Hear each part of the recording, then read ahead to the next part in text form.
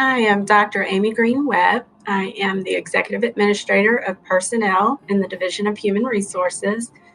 I've been with JCPS for nearly 26 years, and I have been in Human Resources for 16 years in a leadership role since about 2015.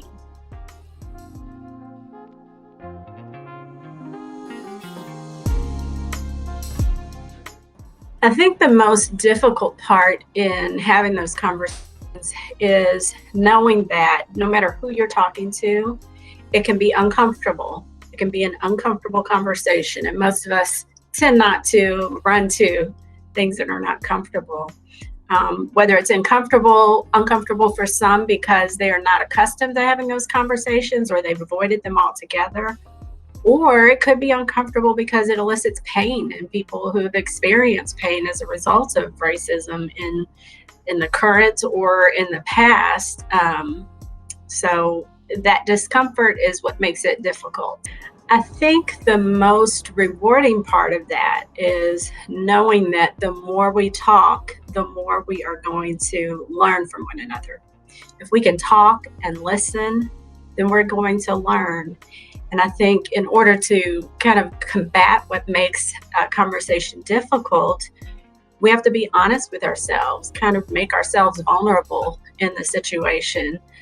Go on and share those things that maybe we're not the most proud of, instances where we've had to face our own biases or face our own assumptions.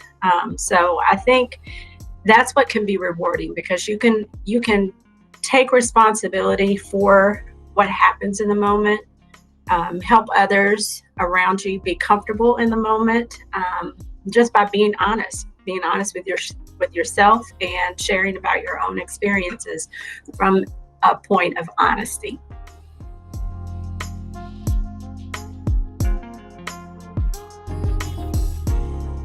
I'm always going to think back to my role as an educator, and we know that students need to have their basic needs met. And so I see the conversation and work around racial equity as just meeting basic needs. All students have a right to have a sense of belonging, a sense of self, a sense of being safe and respected. And that's what I see this work and these conversations lead to. It's at the core of what we do. That's why we're here as educators and meeting those basic needs. So whether that's in the form of students seeing people who look like them in positions of authority and leadership as their teacher or principal, whether students, are seeing themselves in the curriculum and in the literature, and they're seeing their ancestors represented and respected in a way that makes them feel proud. I think all of those things are important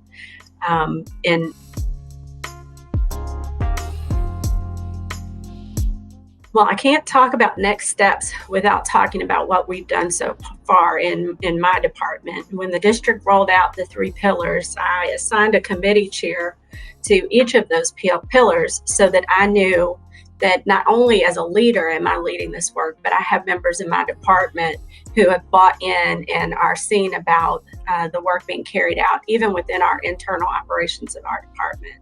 And so we will continue that just as a part of our standard operating procedures. We are examining policies and procedures on a regular basis, looking for disparate impact on students, employees, and applicants. Again, that's all very important work to getting at the groundwork, getting at the foundation of making sure that things are fair and equitable. So in addition to that, we're also doing deliberate recruitment of educators of color, and that's just a part of our foundational work that we will continue. We will enhance all of those efforts. Some of the other things that we will do is that racial equity is going to be a fixture on our agenda for all of our leadership and staff meetings. And so whether it's something I'm bringing to the leadership team or my staff as the leader of this department, or if there are members on the staff and the leadership team who want to bring things to the forefront for all of us to share in in the work, that is going to be a regular part of what we do, so that the expectation is known. This isn't just something that I want to do. This is something that we as a district are doing and that I support and believe in.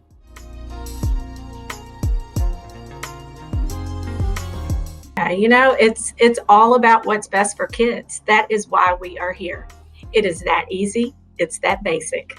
We are here to do what's best for kids, and we can't say that we're doing what's best for kids if we aren't exploring what's getting in the way of that for any student.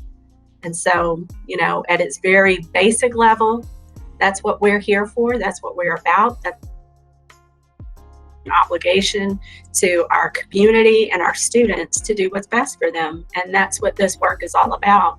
So unapologetically, that's why we're here.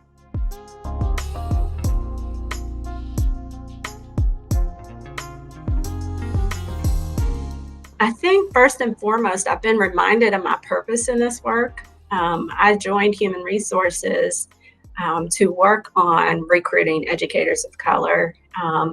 I went through a program for that purpose. It's been a part of my life work. It's, born and raised by parents who were involved in the civil rights movement, grandparents, aunts and uncles, integrating various sectors of the community in our state, our country, our world.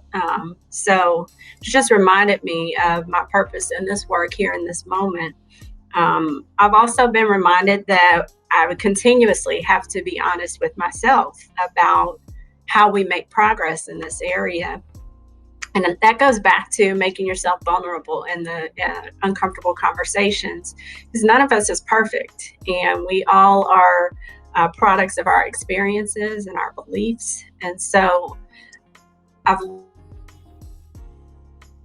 checked myself. This is not just an issue for individuals who are not from racially diverse background or a person of color. It's for all of us. And so we have to have honest conversations with ourselves. And I've learned and kind of reminded myself of that I have to keep that in check and then be willing to share that with others in order for this to move forward. We can't act like we have all the answers, or as a person of color, well, I'm not at fault for anything because I'm one who's had things done against me. Well, that's not always the case. That we all have a role in this, and we all have responsibilities in helping this to move forward so that it's better for our children. Well, as a JCPS graduate, JCPS staff member, a parent of 3 JCPS graduates, I can tell you that you are not alone.